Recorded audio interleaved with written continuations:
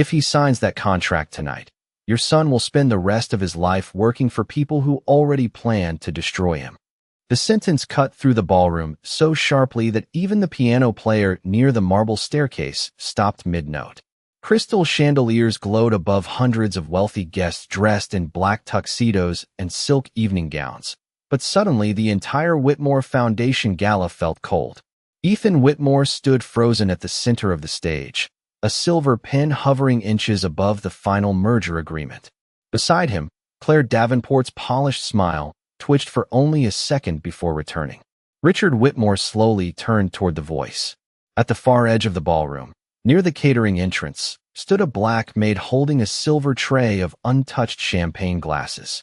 Her housekeeping uniform was simple, pressed neatly despite the long shift she had clearly endured, and her name tag read Maya Brooks. A few guests exchanged confused glances. Others frowned immediately, already offended that someone like her had interrupted a billion-dollar announcement. Ethan let out a nervous laugh and lowered the pen slightly. "I'm sorry," he said, looking around the room. "Do we know her?" A few people chuckled quietly. Claire crossed her arms, diamonds glittering against her wrist beneath the chandelier light. "I think someone from housekeeping got lost," she said smoothly, her tone soft enough to sound polite, but sharp enough to sting. Several executives smirked into their wine glasses. But Maya didn't move. She stood perfectly still near the service hallway while rain streaked across the massive windows behind her. Outside, Manhattan blurred beneath the storm, yellow taxi lights reflecting off wet streets 48 floors below. Richard Whitmore narrowed his eyes. Men like him noticed everything. The trembling hands of competitors. The hesitation inside negotiations. The weakness hidden behind confidence. And yet this woman standing near the catering station wasn't trembling at all. "What exactly did you say?" Richard asked finally, his voice low and controlled. Maya swallowed once before speaking again. "I said if Ethan signs that agreement tonight, he loses controlling interest in Whitmore Technologies within 12 months. The ballroom erupted into whispers. Ethan looked down at the contract in confusion, while Claire's posture stiffened almost invisibly. One of the attorneys near the stage laughed outright. "That's impossible," he said. "This contract was reviewed for 6 weeks. Then you missed clause 8.4, Maya replied calmly. "The beneficial transfer language activates after the marriage consolidation." Silence crashed over the room. Claire's face lost a trace of color. Richard reached slowly for the contract while Ethan blinked in disbelief. "Who told you that?" Ethan asked. Maya hesitated. For a moment, the confidence in her expression flickered, revealing exhaustion beneath it.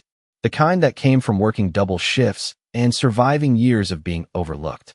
"No one told me," she said quietly. "I read it while replacing the coffee service upstairs." A few guests laughed again, louder this time. "A maid reviewing corporate merger documents?" One investor muttered. "Jesus Christ." Claire smiled coldly. "Richard, this is absurd." But Richard Whitmore wasn't listening anymore. His eyes moved rapidly across the pages while thunder rolled beyond the glass windows. Then suddenly his hand stopped. His jaw tightened. And for the first time that night, the billionaire's face went completely pale. Richard Whitmore read the same paragraph 3 times before finally lowering the contract onto the black marble table. The faint sound of rain tapping against the ballroom windows suddenly seemed louder than the orchestra, louder than the whispers spreading through the crowd, louder than his own breathing.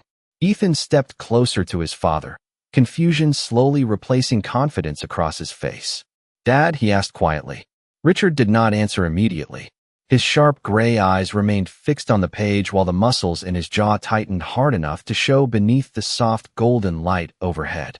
Claire moved beside Ethan with careful composure, resting one hand gently against his arm.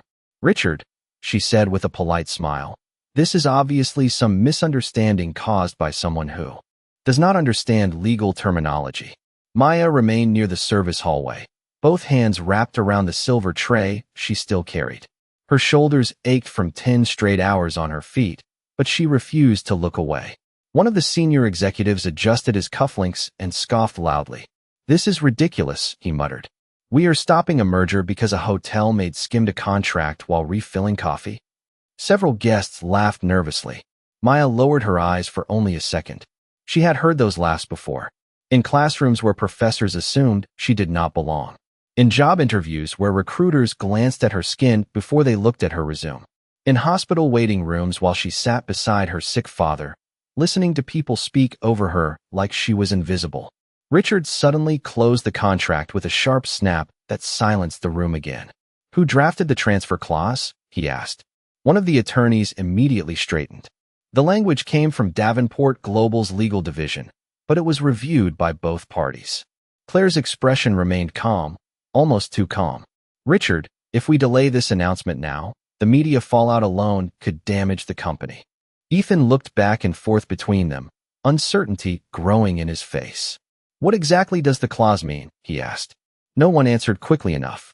Maya finally spoke again, her voice steady despite every eye in the ballroom turning toward her. "It means once the merger finalizes after the marriage agreement, your controlling shares become subject to board redistribution."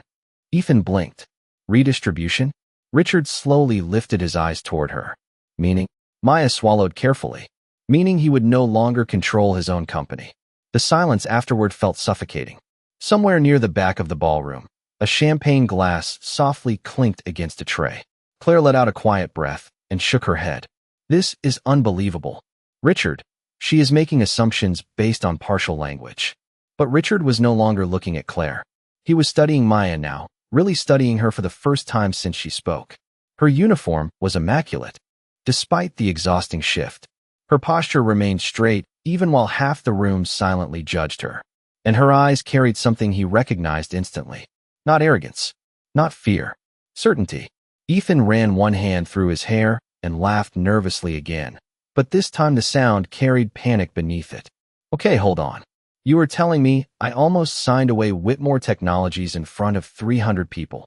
No one answered him.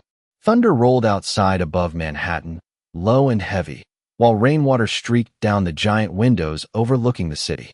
Maya tightened her grip on the silver tray. She already knew what happened next in rooms like this. The powerful protected themselves first. People like her were blamed second. But before anyone else could speak, Richard Whitmore slowly pushed the contract away from his son and said 4 words that instantly changed the entire atmosphere of the ballroom. "Nobody signs anything tonight." The ballroom did not recover after that. Conversations stayed trapped in people's throats while waiters stood frozen beside linen-covered tables, and camera flashes from the press line near the entrance slowly stopped. Richard Whitmore rose from his chair with the contract still in his hand, and the movement alone changed the air inside the room. Men who had negotiated billion-dollar acquisitions without blinking suddenly avoided eye contact. Ethan looked stunned, his confidence draining minute by minute as realization settled across his face. "Dad," he said carefully, "tell me this is not real." Richard did not answer immediately. He turned another page instead, his eyes scanning line after line beneath the soft chandelier glow. Claire's polished composure was beginning to crack around the edges now. Barely noticeable. A tighter jaw, a slower breath, fingers curling slightly against the stem of her champagne glass. "Richard," she said again, quieter this time, "you are allowing a complete stranger to sabotage an international merger in front of the media." Maya lowered her eyes for a moment. Stranger. Funny word.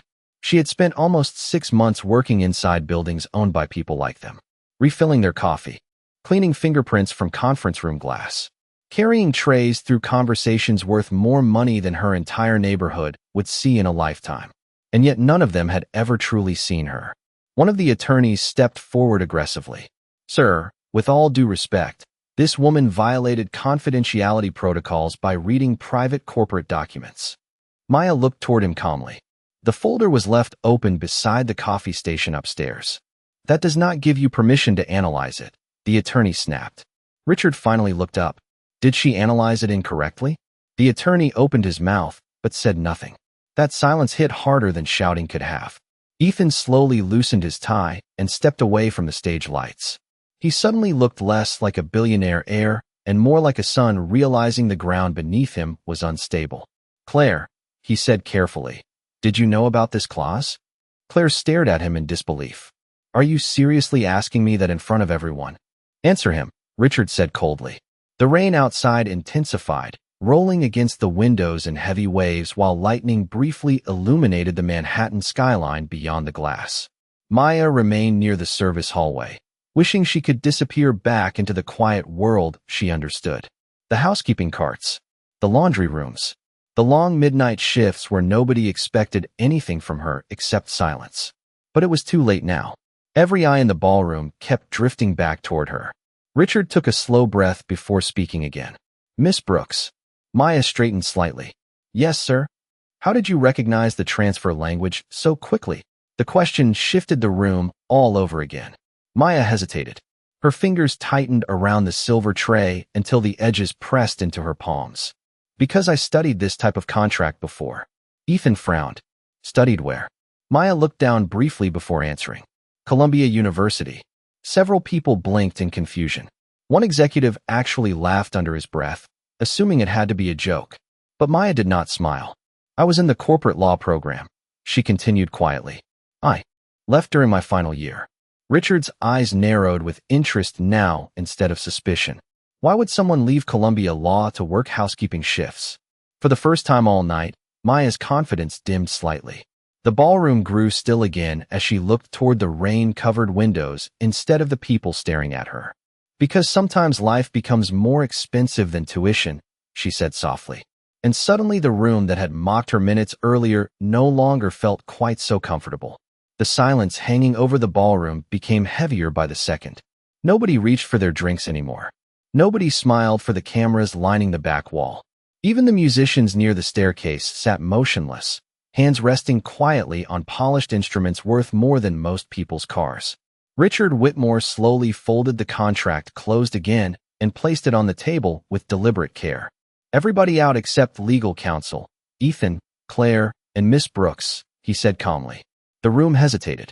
Several executives exchanged stunned looks, clearly uncomfortable that a black housekeeping employee was being invited into a private corporate discussion while they were dismissed. But nobody argued with Richard Whitmore. Chairs scraped softly across marble floors as guests began gathering coats and whispering among themselves. Maya stepped backward instinctively. Sir, I should probably get back to my shift, she said quietly. Richard looked directly at her. No, he replied. You should stay. The sentence landed harder than he probably realized. Maya felt dozens of eyes on her again, while people filed toward the exits beneath the ballroom chandeliers. Some curious, some annoyed, some openly judgmental. Claire stood perfectly still near the stage, though her expression had cooled several degrees. Richard, she said carefully, this is becoming inappropriate. What is inappropriate? Richard replied without looking at her. Is discovering a hidden transfer clause from someone carrying a serving tray while my legal team missed it entirely. Ethan rubbed both hands over his face and exhaled sharply. The confidence he carried earlier that evening was gone. Now, replaced by something far more human. Embarrassment. Fear. Betrayal. I still do not understand how this even happened, he muttered. Maya glanced toward the rain-soaked windows again. Outside, traffic lights reflected across wet Manhattan streets like blurred ribbons of gold and red. She knew she should leave before this situation collapsed onto her. People with money rarely accepted humiliation quietly, especially public humiliation. One of the attorneys reopened the contract beside Richard and cleared his throat nervously. Technically speaking, the clause does not immediately transfer ownership, he explained carefully. However, it does create a pathway for redistribution authority once the marriage consolidation becomes legally binding. Ethan stared at him in disbelief. In English, the attorney swallowed. You would eventually lose voting control of the company. Ethan's face drained of color all over again. Claire stepped forward immediately. That interpretation is misleading. Is it wrong? Richard asked coldly. Claire hesitated 1 second too long. That was all it took. Richard leaned back slowly in his chair, and for the first time that evening, Maya noticed something underneath his billionaire composure. Hurt. Not business frustration. Not anger over money. Something deeper. A father realizing someone may have manipulated his son. Ethan turned toward Claire with visible confusion. You reviewed every page with your legal advisors, he said quietly. You told me this merger protected Whitmore Technologies. Claire forced a small laugh that sounded brittle around the edges. Ethan, sweetheart, corporate language can always be interpreted differently depending on the firm. Maya lowered her eyes slightly. She recognized that tactic too. Redirect. Confuse. Delay. The same strategy powerful people used when they needed time to regain control. Richard noticed it as well. Miss Brooks, he said suddenly. Maya looked up carefully. Yes, sir. If you were advising my son professionally, what would you tell him right now? The room fell still again. Maya could feel her heartbeat inside her throat. Every instinct told her to stay silent. To remember who she was in this room. A maid. A woman already hanging by a thread financially. Someone one complaint away from losing everything. But then she looked at Ethan standing beneath those ballroom lights, surrounded by people in $1,000 suits who had failed him completely. And quietly, steadily, Maya answered. I would tell him not to confuse love with leverage. Ethan stared at Maya as if her words had physically knocked the air out of him. The ballroom lights reflected faintly in his eyes while silence stretched across the room once more. What does that even mean? He asked quietly. Maya shifted her grip on the silver tray, suddenly aware again of the housekeeping uniform she wore, the polished marble beneath her shoes, the impossible position she had been dragged into. Richard Whitmore leaned forward slightly before she could answer. It means, he said coldly, still looking at Claire, that trust can become a business strategy if the right people are ruthless enough. Claire let out a sharp breath through her nose and set her champagne glass down carefully. This is insane, she replied. A hotel maid walks into a private corporate event, throws around legal buzzwords, and suddenly everyone acts like she uncovered some criminal conspiracy. Nobody said criminal, Richard answered calmly. Not yet. Ethan took a slow step backward from Claire. The movement was small, almost invisible, but Maya noticed it immediately. So did Claire. The distance between them suddenly felt much larger than the few feet separating their bodies. One of the remaining attorneys adjusted his glasses nervously. Sir, perhaps we should continue this discussion privately upstairs. Richard shook his head once. No, I want answers now. Outside the towering windows, rain rolled endlessly across the city skyline. The storm had swallowed most of Manhattan by now, turning the streets below into rivers of blurred headlights and reflected neon. Maya wished she were downstairs in the quiet service corridor instead of standing in the center of a billionaire family crisis. She could already imagine the whispers tomorrow morning among the hotel staff. The black maid who embarrassed. Whitmore Capital. The girl who forgot her place. Claire crossed her arms tightly. Richard, with all due respect, your son is under pressure right now, and this woman is exploiting confusion she barely understands. Maya looked at her carefully, then explained Clause 8.4. Claire's eyes flickered. Just once. But it was enough. Ethan saw it too. Claire, he said slowly, did you know this could happen? Of course not. Then why can she explain the contract better than our legal team? Claire's composure cracked for the first time. Because she probably spent hours snooping through documents she had no business touching. The words hit the room like shattered glass. Maya felt heat rise in her face, but she kept her posture steady. Richard's expression darkened instantly. Enough, he said sharply. Claire turned toward him in disbelief. You are defending her? I am listening to the only person in this room who protected my son tonight. Ethan lowered himself slowly into one of the leather chairs near the stage, running both hands through his hair again. He suddenly looked exhausted. Younger somehow. Like a man realizing the people closest to him might not have been honest. I trusted you, he whispered toward Claire. Claire's eyes softened immediately, but now the softness felt practiced instead of sincere. Ethan, sweetheart, you are overreacting. Do not call me that right now. The room went still again. Maya lowered her eyes briefly. She knew that tone. The moment disappointment replaced affection. It reminded her of hospital hallways years ago, listening to doctors explain treatments her father could not afford while pretending everything would somehow work out. Richard stood slowly from his chair and buttoned his suit jacket with deliberate calm. This merger is suspended indefinitely, he announced. One attorney immediately protested. Sir, the financial consequences alone could. Richard cut him off with a glance. Financial losses can be recovered. His eyes shifted toward Ethan. My son's future cannot. Maya looked toward the rain-covered windows again, hoping the conversation was finally over. But then Richard turned toward her once more and asked. The one question she clearly did not expect. Miss Brooks, he said quietly, how much money would it have taken for someone to stay silent about this tonight? Maya looked at Richard Whitmore for several long seconds before answering. Rain slid slowly down the towering ballroom windows behind him, bending the city lights into blurred streaks of gold and white.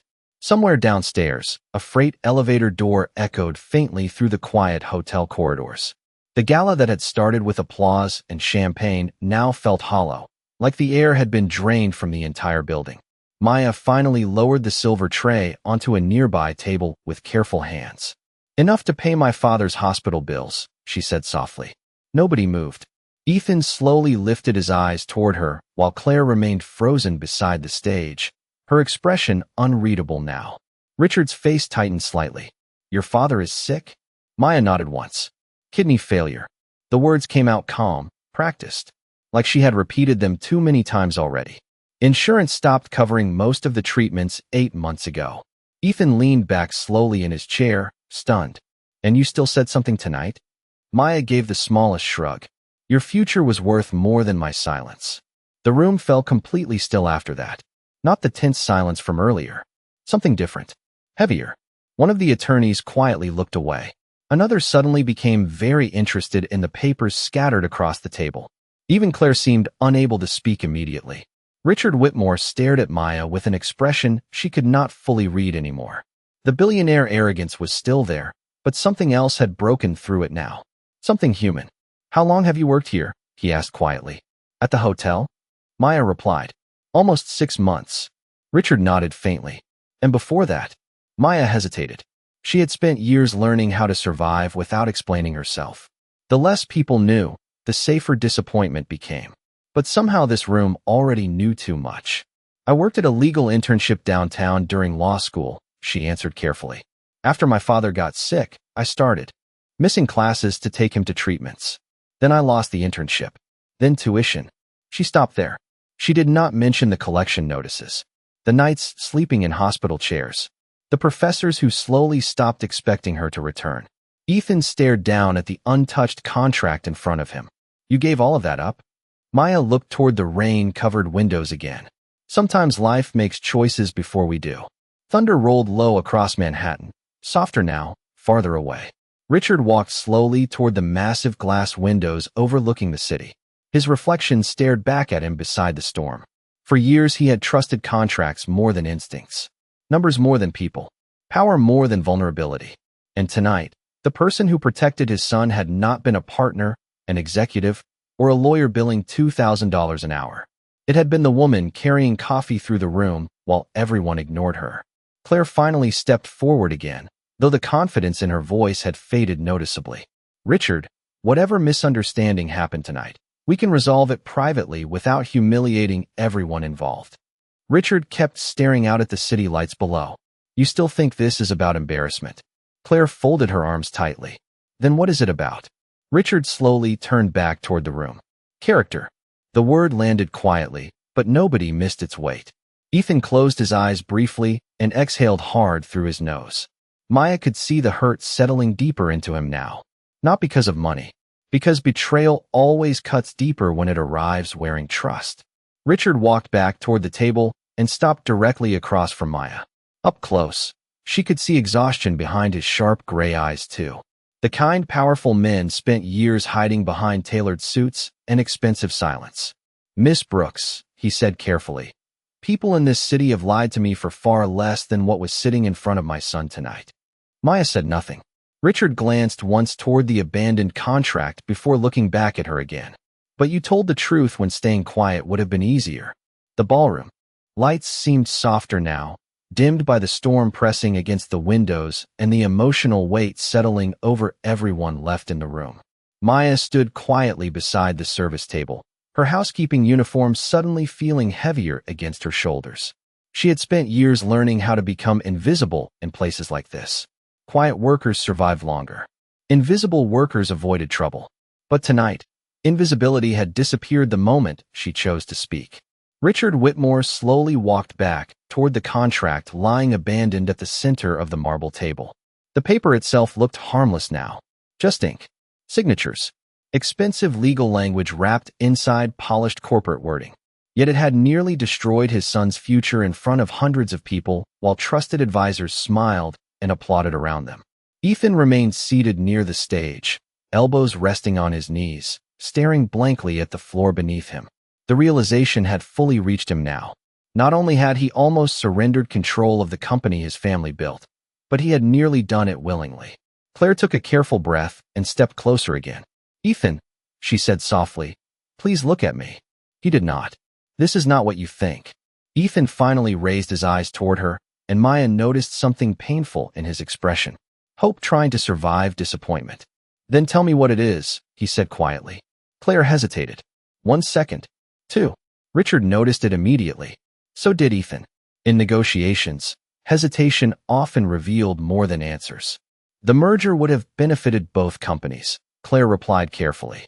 "There were adjustments meant to protect long-term stability." "By removing my voting control?" Ethan asked. Claire's voice tightened. "Temporary restructuring is common in partnerships this large." Richard let out a cold breath through his nose and looked away toward the storm-dark windows again. "You still believe this is about percentages and restructuring?" Claire folded her arms. "Richard, this is how corporations work." "No," Richard answered quietly. "This is how greed works." Silence spread again. Maya lowered her eyes briefly. She knew. She should leave. Every instinct told her she no longer belonged in this room. But something kept her rooted there. Maybe it was Ethan's face. Maybe it was the memory of all the times nobody stepped in when her own family needed help. Richard suddenly looked toward one of the attorneys standing near the end of the table. "I want a complete forensic review of every agreement tied to Davenport Global." The attorney nodded immediately. Claire's calm expression finally cracked completely. "You cannot be serious." Richard's eyes hardened. "Tonight, my son was protected by a woman serving coffee while million-dollar consultants sat here smiling." Ethan stood slowly from his chair and loosened the top button of his collar. "Did you ever love me?" he asked Claire quietly. The question hit the room harder than the legal discussion ever had. Claire blinked, caught off guard for the first time all night. "Ethan, of course I did." "Did?" The single word hung in the air. Claire looked away first. And that was enough. Ethan closed his eyes briefly, like someone finally accepting a truth they had spent too long avoiding. Maya felt her chest tighten unexpectedly. There was something heartbreaking about watching powerful people realize money could not protect them from betrayal after all. Richard walked toward Ethan and rested one hand gently against his son's shoulder. It was a small gesture, but Maya noticed the emotion behind it immediately. Not control, not authority, love. The kind fathers sometimes struggle to express until they almost lose something important. Richard then turned toward Maya again. For a long moment, neither of them spoke. Rainwater slid down the giant windows behind him while distant thunder faded farther across the city. Finally, Richard's voice lowered almost to a whisper. "You saved my son tonight." Maya shook her head softly. "No, sir," she replied. "I just told the truth before it was too late." The ballroom had almost emptied by midnight. Most of the reporters were gone. The musicians had quietly packed away their instruments. Only the soft hum of ceiling lights and the distant sound of rain remained inside the massive room overlooking Manhattan. Maya stood alone near the service hallway now, stacking untouched champagne glasses onto a rolling cart, while hotel staff avoided looking directly at her. News traveled fast in buildings like this, especially when powerful people were embarrassed. She could already feel tomorrow's consequences waiting for her downstairs in the manager's office. Richard Whitmore's legal team remained gathered near the conference table reviewing documents in low, tense voices, while Ethan sat silently beside the windows, staring out at the storm-covered city. Claire had left nearly 20 minutes earlier without another word. The sound of her heels disappearing across marble floors still echoed faintly in Maya's memory. She slid another tray onto the cart carefully, trying to return herself mentally to ordinary things. Linens, glassware, timesheets, rent, hospital bills, real life. Because no matter what happened upstairs tonight, tomorrow morning she would still wake up needing to survive. "Miss Brooks." Richard's voice stopped her gently. Maya turned. He stood a few feet away now without the crowd around him, without cameras, without the armor wealthy men usually wore in public. For the first time all evening, he simply looked tired. "Yes, sir." Richard glanced briefly toward the service cart beside her. "You are still cleaning after everything that happened?" Maya gave a small shrug. "The ballroom still needs to be reset by 6 in the morning." Richard stared at her quietly for a moment, and something about that answer seemed to affect him more than any legal revelation earlier that night. Ethan slowly approached from the windows behind his father. The city lights reflected faintly across his face while exhaustion sat heavily in his eyes.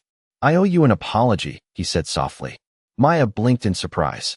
Ethan lowered his gaze briefly before continuing. "When you first spoke tonight, I thought you were trying to embarrass me." Maya shook her head immediately. "I never wanted that." "I know." Ethan swallowed hard. "You were the only person trying to protect me." The honesty in his voice made the ballroom feel even quieter somehow. Richard slipped one hand into his coat pocket and pulled out a folded business card. "You said you left Columbia during your final year," he said carefully. Maya nodded once. Richard extended the card toward her. "Whitmore Capital funds a legal scholarship program." Maya did not take the card immediately. "Sir, I was not expecting anything for tonight." "This is not charity," Richard replied. "This is me correcting a mistake." Maya looked at the card but still hesitated. Years of disappointment had taught her to distrust sudden kindness from powerful people. Richard seemed to understand that instantly. "You walked into a room where nobody respected you," he continued quietly. "You risked your job, your reputation, and possibly your future to protect someone who would never have even noticed you before tonight." Ethan looked down at the floor after hearing that. Richard's voice lowered further. "Most people with power only speak when it benefits them. You spoke because it was right." Maya finally accepted the card slowly between trembling fingers. Thick white paper. Silver lettering. Simple. Expensive. Hope somehow always looked smaller than people imagined. Ethan managed the faintest smile. "You know," he said softly, "my father usually charges people thousands of dollars for advice." Richard glanced sideways at him dryly. "And tonight a hotel Maid outperformed my entire executive board for free." For the first time all evening, Maya almost smiled. Almost. Outside the giant windows, the rain had finally begun to slow, and somewhere far below them, the city kept moving like nothing had changed at all. 3 months later, the rain was gone from Manhattan, replaced by the pale gold light of early autumn drifting between the skyscrapers outside Whitmore Capitol Tower. Morning traffic crawled 30 floors below, while sunlight reflected softly across the glass walls of the executive conference room. Inside, a dozen analysts sat quietly reviewing quarterly reports projected across massive digital screens. Nobody spoke loudly in meetings chaired by Richard Whitmore. But today the atmosphere inside the room felt different. Lighter somehow. Ethan Whitmore stood near the windows in a charcoal suit without a tie, calmer than he had looked in years. The dark circles beneath his eyes had faded. So had the constant pressure to prove himself through reckless deals and expensive appearances. He glanced toward the hallway as the conference room doors opened softly. Maya Brooks stepped inside carrying a slim portfolio against her chest. For half a second, old instincts returned. The quiet step, the lowered gaze, the invisible presence she had trained herself to become. But then she noticed something unfamiliar around the room. People stood when she entered. Not all of them, but enough. Richard Whitmore looked up from the head of the table and gave a small nod toward the empty seat beside Ethan. "Good morning, Miss Brooks." Maya nodded politely. "Good morning, sir." The silver nameplate waiting in front of her caught the sunlight as she sat down carefully. Strategic Risk Advisor. The word still felt unreal sometimes. The first few weeks had been difficult. Some executives resented her immediately. Others questioned her credentials behind polite smiles and expensive watches. A few could not hide their discomfort taking financial guidance from a black woman they had once mistaken for hotel staff. But Maya had stopped trying to prove herself through volume. Quiet competence unsettled people more than anger ever could. Ethan slid a folder toward her across the polished table. "The Singapore acquisition documents came in this morning," he said. "I wanted your opinion before legal signs off." Maya opened the folder slowly while several executives exchanged brief glances around the room. Months ago, nobody here would have trusted her with coffee orders. Now billion-dollar decisions paused until she reviewed them first. Richard watched her carefully from across the table. Not with pity, not with charity. Respect. The kind earned slowly. The kind powerful men rarely gave freely. Maya scanned the contract for several moments before stopping near the middle of the document. A faint smile touched her face. "Page 42, she said calmly. The overseas liability protections conflict with federal disclosure requirements. One executive immediately frowned. Another opened the digital file again. In confusion, Ethan leaned closer toward the document. You found that in less than 30 seconds. Maya looked up quietly. Sometimes the dangerous parts hide in language people assume nobody will read. Richard let out the faintest laugh beneath his breath. Around the table, several executives shifted awkwardly, remembering another ballroom, another contract, another night they had underestimated the wrong person completely. The meeting continued as sunlight spread slowly across the floor-to-ceiling windows overlooking Manhattan. Outside, the city moved endlessly forward beneath them. Taxis, sirens, steam rising from subway grates. Ordinary people carrying ordinary struggles through streets built by invisible hands. As the meeting ended, most of the executives filtered quietly toward the elevators. Ethan paused beside Maya before leaving. My father was right about something, he said softly. Maya looked up from her notes. What is that? Ethan smiled faintly. You did not just save my company that night. He glanced briefly toward Richard standing near the windows. You saved me from becoming someone I would not have respected later. Maya looked toward the sunlight pouring across the skyline outside. For a long moment, neither of them spoke again. Then Richard Whitmore quietly placed a silver fountain pen beside Maya's folder before walking out of the room. No speech, no grand gesture, just trust resting silently on polished wood while morning light reflected across the